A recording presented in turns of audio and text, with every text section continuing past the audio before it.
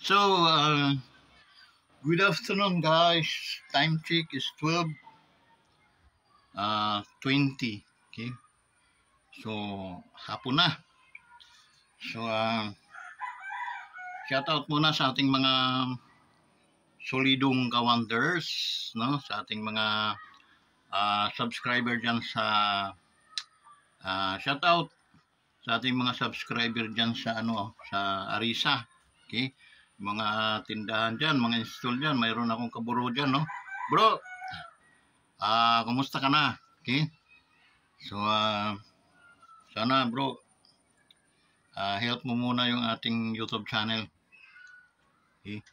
Na lumago at monetize. Sa mga kapatiran guardians, ano po sa mga nakakataas. Okay? Ako po si Founder Joshua, no? Ng GPII before. Then, so, shout out po sa inyong lahat, mga amo, mga boss. Okay, yan sa mga itikan natin, no? Si INF, si INF Kapitan Coach. Shout out sa iyo, Coach. Cap, INF. Guardians. Medyo, Cap, hindi ko magaganap. Kasi nga, medyo lumad pa ako sa larangan ng Guardians. Pwede bang gawin mo na lang akong advisor? Okay, kaysa presidente. Parang hindi ko na kaya mag-presidente ka. Mga obligasyon bilang isang presidente. Gawin mo na lang akong Kap? Advisor. Okay. Sulat mo na ang pangalan ni Founder Joshua Bilarde sa bilang isang isang advisor. Coach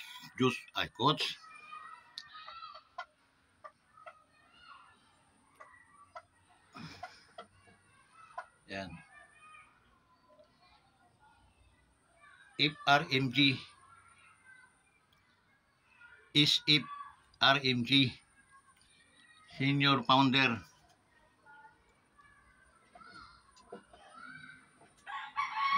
Ay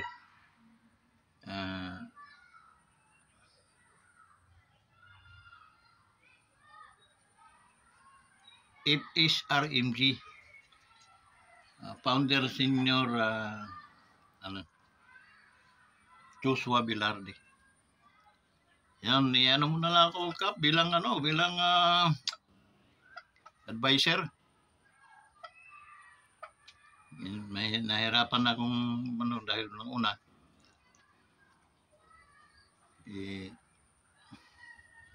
Naman may mga pinagdaanan pa rin tayo sa ating live good. Medyo bubuuin pa ulit. Okay? Kandawa lang mga tao ko. So, sa mga kapatiran natin, no? Guardians, mabuhay kayo. Ito ang inyong founder Joshua Bilarde. Okay? Humihingi ng isang subscriber sa inyo. Guys, mag-subscribe kayo sa ating YouTube channel, Wonders Motovlog TV. Maraming salamat at mabuhay kayong lahat. Sa ating mga kamag-anakan, okay? Huwag kayong mag-hesitate para tumulong sa ako, no? Sa akong YouTube channel, Wonders Motovlog TV. Daghang salamat sa inyong tanan. Mga tiyahin, mga tiyuhin, mga pinsan, mga agaw ko diha sa Southern Leyte. Okay? O di sa mga kapalok sa Pilipinas. Okay? Ating mga men and women in uniform sa AFP, kindly support, guys, my YouTube channel. Sir, ma'am, ay mihingi ako ng favor, no, to support, to subscribe my YouTube channel. Maraming salamat at ingat po kayo palagi. Sa ating mga kapulisan, ganun din. Binanuhin ng kapulisan. Maraming salamat. Ingat po kayo palagi. Ating mga kapatirang Muslims, no? Mga Muslim. We are the same blood. Our blood color is red. No? Kita naman natin. So we are the same. We are a human creature and we are brothers and sisters in this world. Okay? So, I can, pasensyahan nyo, I can't speak language of Muslims, but you are very nearest of our heart, brothers and sisters in Muslims. No? So, even we are Christians and you are Muslim, we are brother. In my own opinion, that's why ingat kayo, okay? And then shout out sa inyong lahat ng mga kamusliman, mga brother or sister natin Muslim sa mga kapalengkian, saan mang lupalop sa Pilipinas, sa mundo. Magandang hapon sa inyong lahat at pagdubayan kayo na Allah at ng aming Panginoon. So maraming salamat. So ano pa guys? Ano na naman ang ating mga anuhan ngayon? Pipintahan, ika nga. Yung pinta na nasa 5 yung ano mo, yung card, no? Tapos pagpinta mo, 2 lines. Okay? 2 lines. Kaya posibleng buklo, posibleng 9. So guys, kindly support your friend. Ating mga OFW, kumusta na kayo? Shout out sa inyong lahat, no? Ingat kayo palagi. Okay? Kindly tell your friends to subscribe. Yung mga hindi pa nagsasubscribe sa Wanderers Motovlog TV. Kay Mr. Vicente Velarde sa Messenger. So, thank you guys. Thank you so much. Okay? So, sa inyo kami humuhugot ng mga lakas ng loob para manatiling ito. Kahit paatras na, pero ito pagkapang pabante. We are almost 700 plus na subscriber. Thank you so much for the 700 plus subscriber. Palakpakan kayo, mabuhay kayong lahat at pagpalain kayo ng ating Panginoon. Okay? Ano pa? Yung mga seniors natin, no? Kumusta kayo? Shout out sa inyong lahat mga seniors. Okay? Mabuhay kayo hanggang sa gusto ninyo. Okay? Ayan. Yan. Parang na ano na natin. So, punta tayo sa ating pinaka-importanting portion ng ating balitaktakan. Kaya hinihimay-himay natin, no? Tayo ay gumagawa ng mga konsepto, mga pag-reaction doon sa mga nangyayari sa ating kapaligiran, lalo na sa ating gobyerno, sa ating lipunan. Okay? So, guys, hindi naman pwedeng ang lipunan ay palaging makikinig na lang at nakatingin. Okay? Kailangan din naman natin na panahon na siguro para tayo ay makialam na. Mga himay-himayin na natin. Ano ba nangyayari? Okay? Bigas natin, mga bilihin natin tumataas. Okay? So, it's not enough. Okay? Na makasurvive ang ating mga kababayan. Okay? Mahirap ang sitwasyon. Katapos, it is easy to get money ng mga kawani ng gobyerno, itong mga, lalo na itong mga kongresista, no? Itong mga kongresista na ito, madali lang sa kanilang dumugas ng salaping galing sa ating pawis ng ating mamamayang Pilipino. Hindi na kayo nahiya, mga animal kayo. Okay? So, dito sa ano ni Marcos, no? Ni BBM, itong junior na anak ni Lakay, Ferdinand Lakay, no? Itong taong ito, wala talaga itong utang na loob. Okay? Pati yung pinsan nito, mga Romualdez, okay? Wala rin mga utang na loob ang mga ano na yan. So, ayan pa siguro mga pasimuno. Kaya ang nangyayari, namumonopoli nila yung sitwasyon ng ano ng bansa. May katapusan yan, guys. Mayroon niyang hangganan, no? At siguro din ninyo na sa pagsapit ng hangganan, nakahanda naman kayo. Kasi kung anong itatanim nyo, aanihin nyo yan. Ganon kasimple yung principle of Bible, principle of the Word of God, ay napakatalas. Hindi po nagbibiro ang lahat ng sinasabi ng Biblia. Okay? Sabi ng Biblia, huwag kang magnakaw, ay huwag kang magnakaw. Okay? Magtrabaho ka, ang kapalit ay yung salapi, yung sweldo na ipapasweldo sa inyo. Pero yung magnakaw kayo sa kaban ng bayan, pagsisisihan din ninyo yan. Ngayon siguro nakakangiti pa kayo. Okay? Maraming para na Diyos at napakabilis ang karma. Okay? Matik ang karma, Brad. Mga ma'am, mga sirs, no? Lalo na sa Kongreso. No? Kasi ultimo mga bata, alam yung inyong mga pinaggagawa eh. Okay? So, may karma din yan. Okay? So, yung karma na kahit gusto mo mamatay, hindi ka mamamatay, pahirapan ka talaga ng gusto. Okay? Ang isa yung mga ninakaw ng bawat isa sa inyo ay mabalik din sa gobyerno sa pamamagitan ng hospitals. Pinagbibili nyo ng mga gamot. Okay? Totoo yan. Okay? Hindi nagbibiro ang Diyos. At hindi rin ninyo kayang kalabanin ang Panginoon. Si Apostol Pablo, nung kanyang kapanahunan, mas masahol siya sa inyo.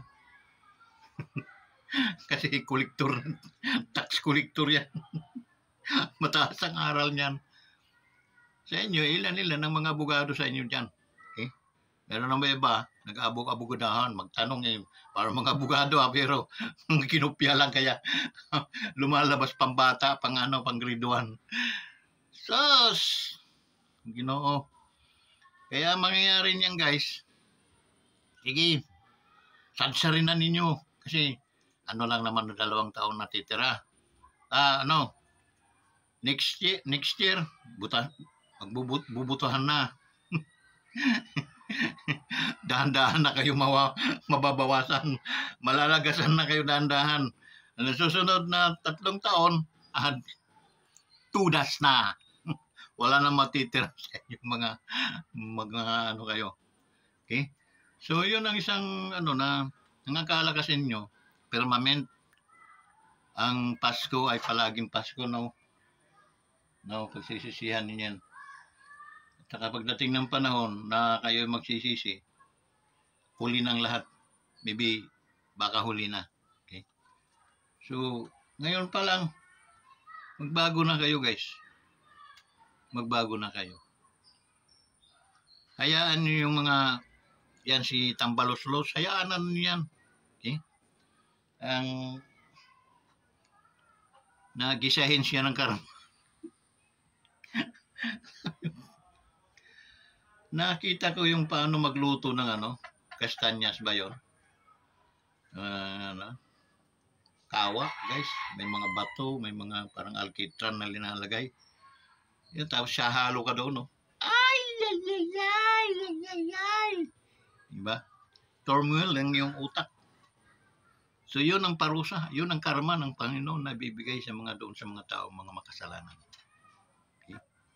Pero yung paman, okay, ang Diyos ay pantay.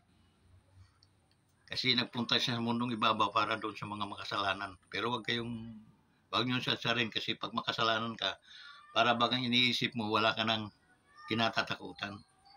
Yan nangyayari sa inyo, tingnan nyo, pag kayo ay umasta, Para kayong mga hari sa mga hari. Pero hari lang pala kayo sa mga buhaya. Inaano lang natin no, dahil yung inis namin sa inyo ay grabe. Grabe na. Habang kayo ay nanunungkulan na hindi patas, hindi kayo nanungkulan para sa mga mamayang Pilipino, nanunungkulan kayo dahil mayroon kayong nakukura. Mayroon kayong naamoy-amoy na mananakaw ninyo. Ganong katindi, no? Yung aming pag-iisip sa inyo. Kasi kitang-kita ang ebidensya ay nasa inyo na. Alam mo bakit? Ha? Si Tamba Luslos ay pinakontempt ninyo yung sila ka-Eric noon at saka si Dr. Badoy dahil nga doon sa chismis na gumastos ng ganong kalaki. Totoo naman yun eh. Asa ng inyong mga asa ng mga resibo ninyo.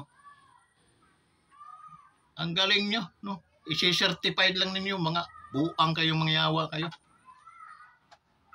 Pera ng gobyerno, kaya tayo nagkanda hirap-hirap tong animal na Pilipinas na ito dahil nga sa mga pinaggagawa ninyo. Kung kayo yung mga patas katulad nung nakaraang gobyerno ni Duterte, ang ulong Duterte, no?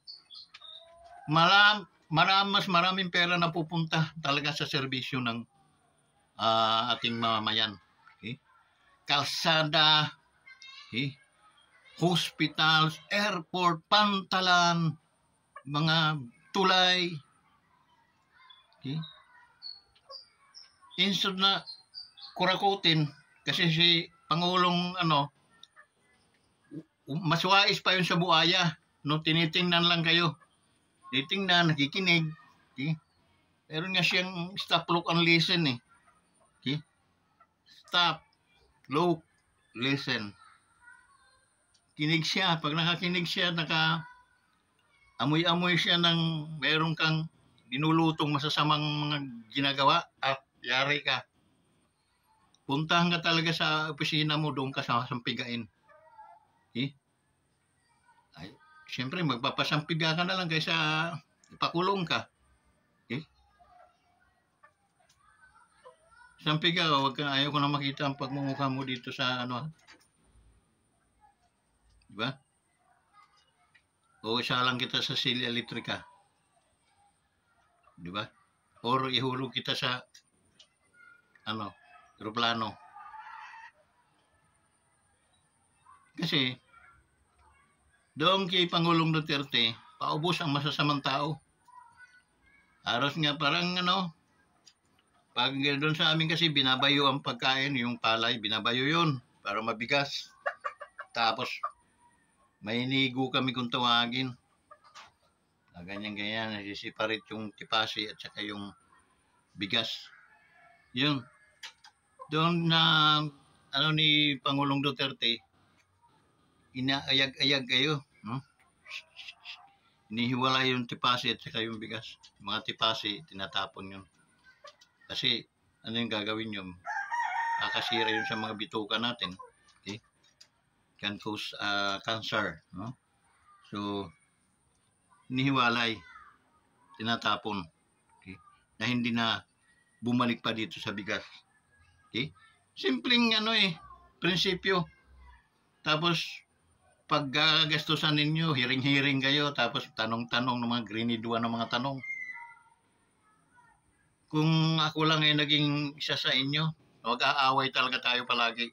Kasi akontrahin ko kayo eh. Ay kayo mga bubo. Okay? Akontrahin ko. May mga matatalino dyan, ay kaso nababayaran man. Okay? Kalimbang ng barya ng sinsilyo eh, laki na ng mga mata at ang si drum na ang butas ng mga tinga. Mabilis makadinig. At ang mga ilong, butas na ng mga butas ng drum, bunganga ng drum.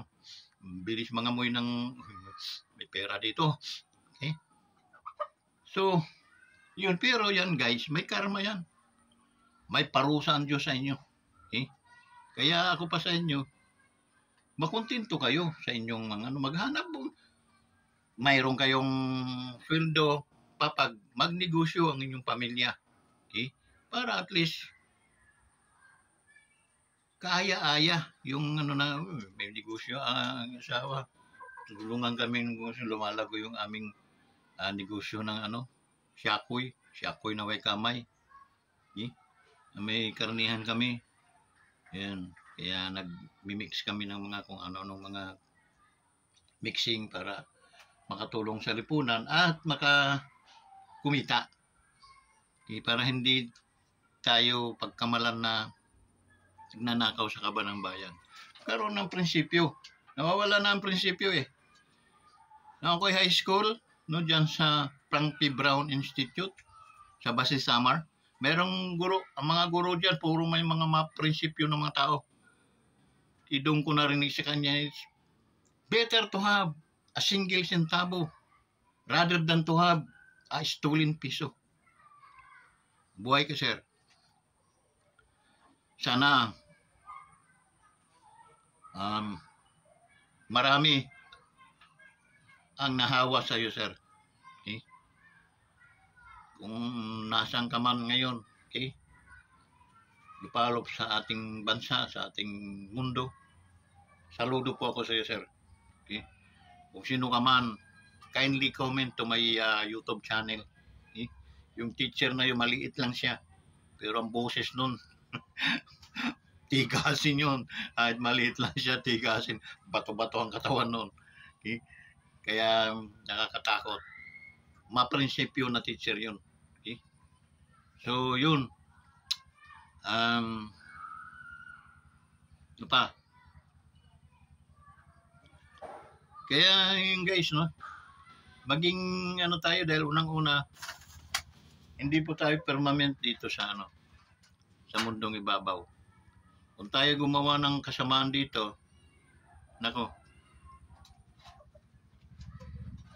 magsasuffer din ang iyong lahi na hindi mo magugustuhan.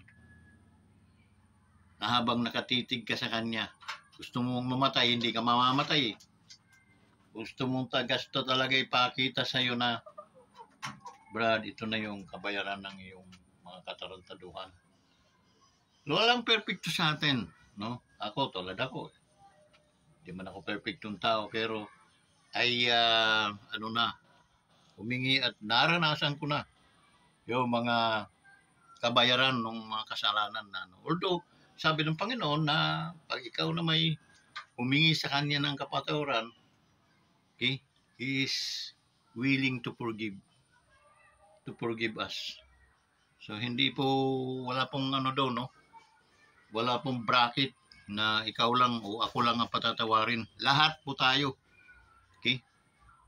That's the reason why yung kalaki yung pag-ibig ng Diyos sa atin. That's the reason why in John chapter 3 verse 16 that says that for God so loved the world that He gave His Son. He gave, okay, hindi ordinary yung terminong He gave. There is a part of dedication, a true, faithful, okay, andun lahat. Because, ang sabi niya, my thoughts is higher than your thoughts, and my ways is higher than your ways. Okay? And that's the reason why magkaiba tayo. Immortal ako as an spirit. Kayo din naman, espiritu din naman kayo, pero namumuhay kayo sa katawang yan. So, may vessels tayo. Okay? There is a vessels. Ito na, yung vessels natin. Ito yung kagwapuhang ito. Ito yung temporary lang ito. After my death, balik din ito sa alikabok. Okay? So, magiginabang nitong kagapuhan kong ito, bukod sa asawa ko, yung langgam. Lupa. back to dust, no? Kahit ikaw ay maganda, okay? Pag namatay ka, babalik ka sa alikabok. Pakatandaan mo yun. Kaya kung kayo mga magnanakaw ng api, okay, pagbabayaran niyo yan. Pagbabayaran niyo. Kaya sana, habang nakikita pa niyo ang araw, ang pagsikat ng araw, nakikita niyo yung paglubog ng araw, nakikita niyo sa gabi ang mga bituin, kagandahan ng buwan, ay umpisan niyong humingi ng kapatawaran sa Panginoon. Ang tunay na paghingi ng kapatawaran sa Panginoon ay turning back to your sins. Turning back, hindi go. Yakapin mo yung kasalanan. No way. Turning back up your sin and sin no more. Okay? Ganon kasimple. Okay? That's why doon sa versikulong sinabi natin sa John chapter 3 verse 16, that for God so loved the world that He offer, okay, His only Son. He neglect His Son in order you and me to save, to become a sinless human. And your disconnection, communication to God is reconnect because of His death. No other name in this entire world na ibinigay kundi ang pangalan lamang ni Jesus. Doon tayo magbabow down. Doon tayo maniniwala because I am the way, the truth, and the life, that no one come unto the Father except by Him.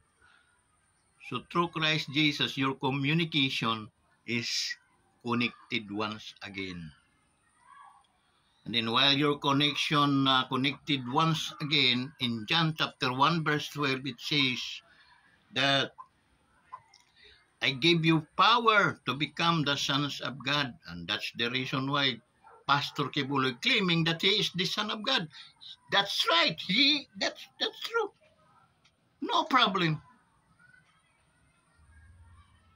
Yan ang kinukumpis niya sa kanila. It shall come to pass. But not only Pastor Kibuloy is the sons of God. We, the believers, are sons of God. Malinaw yan sa John chapter 1, verse 12. It give you power to those who believe. It give power to become the sons of God. Power or authority or title that you can, Abba Father. Okay? Oh Jesus, you're my Savior. Thank you so much, Lord, that you save us. Okay? That's according to the Word of God. Okay? Now, we do not bring any religion in order you to save.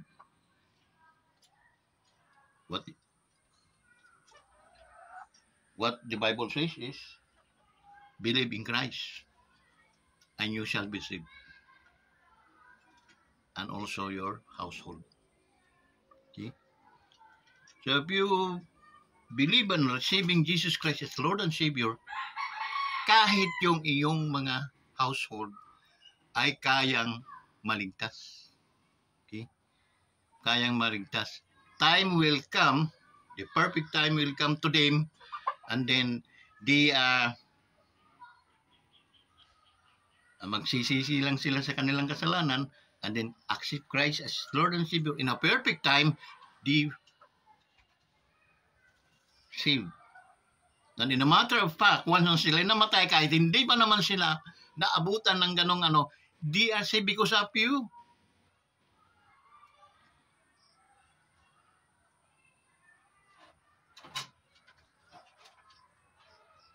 Because Christ came to this earth to save us, not to those perfect persons, but to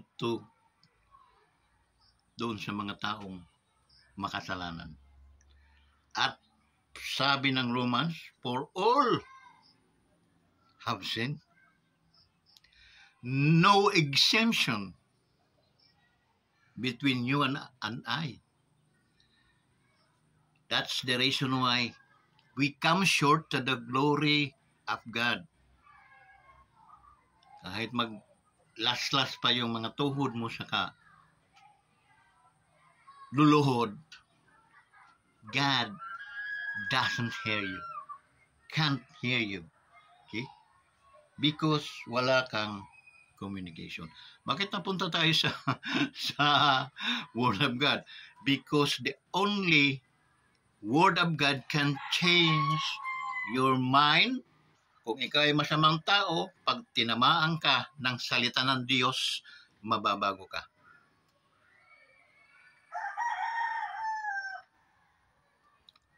Sabi ko naman sa inyo, si Apostle Paul ay napakasamang tao. Mas masama pa kaysa inyo. Nananampiga yun ng mga Kristiyanos, pumapatay yun ng mga walang kamuhang-muhang ng mga Kristiyanos. No? And that's the reason why. Nasabi kong mas masama si Apostle Paul kaysa sa atin. And then when God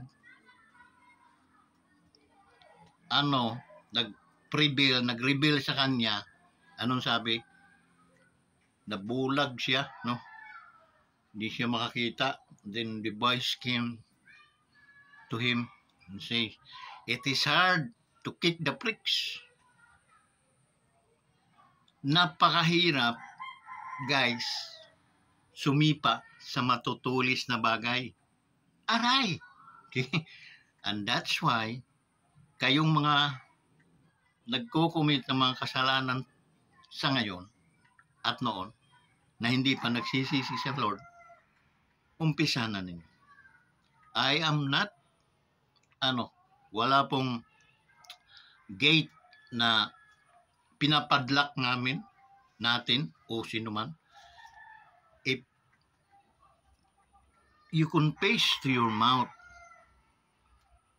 and a little prayer, you can yung sumabat kayo.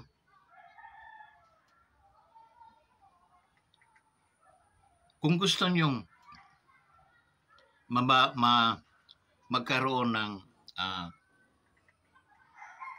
miracle, because I thought it is a miracle. Okay? Because Jesus is the same yesterday, today, and forever. He performed miracle noon, and until now he also performed the miracle. I believe that's why I took boldly today, okay, sa inyo, that kung sasabat kayo sa maikling panalangin ito to accept Christ, forgiveness of our sins,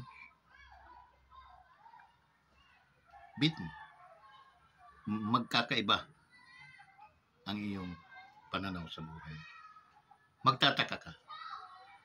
Kapatid, huwag mo nang sirahan ang iyong puso.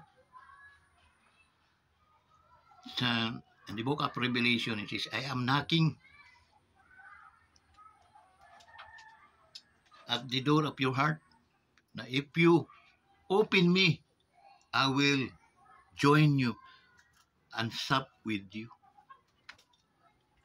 So, damdamin mo ang pagmamahal ng Diyos sa pamamagitan ng pagsabat sa panalangin kong ito. Panginoon, maraming salamat.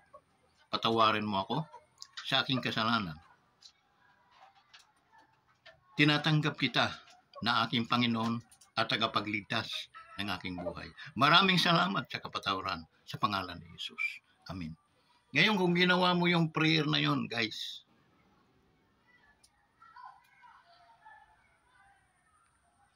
in 2 Corinthians chapter 5, verse 17. It is. Anong sabi? Sa 2 Corinthians chapter 5, verse 17. If any man be in Christ, he is a new creation. Old things, take note, old things are passing away, and all things are become new. Okay? Oh God. Hallelujah. Pag ganito-ganito lang tayo, pero marami tayong nailigtas sa mga kongresista sa araw na to. Okay? We are not a pop. Okay? We're a resident press. I don't know kung ano ang matatawag niyo sa akin. But masaya ko na dahil tumanggap kayo kay Jesus,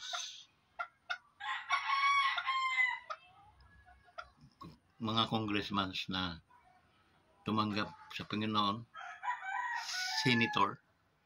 mga senators, kawani ng gobyerno, mababago po ang sistema ng inyong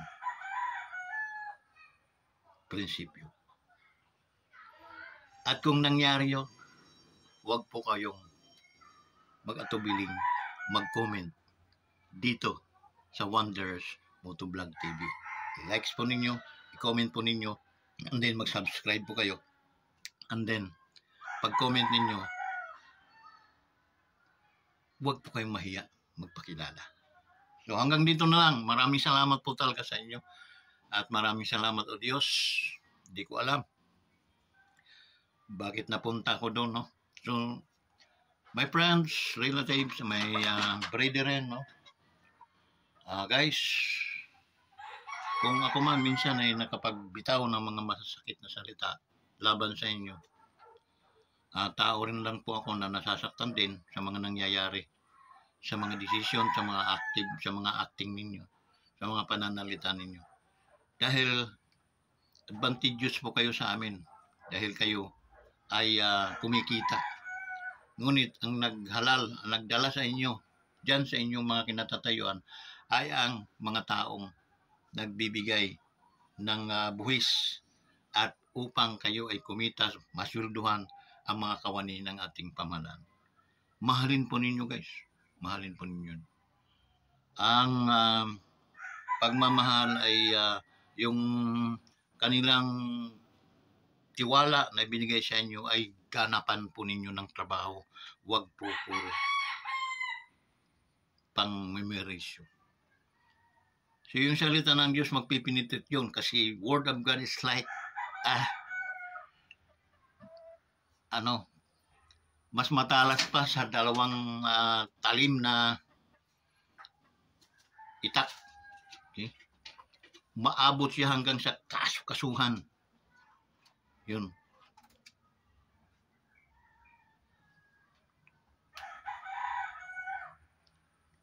Second Corinthians chapter 5 verse 17. If any man be in Christ, he is a new creation. All things are passed away. Behold, all things are become new. Maraming salamat sa inyong lahat. Patubayan kayo ng ating Panginoon. Bye-bye. Praise the Lord.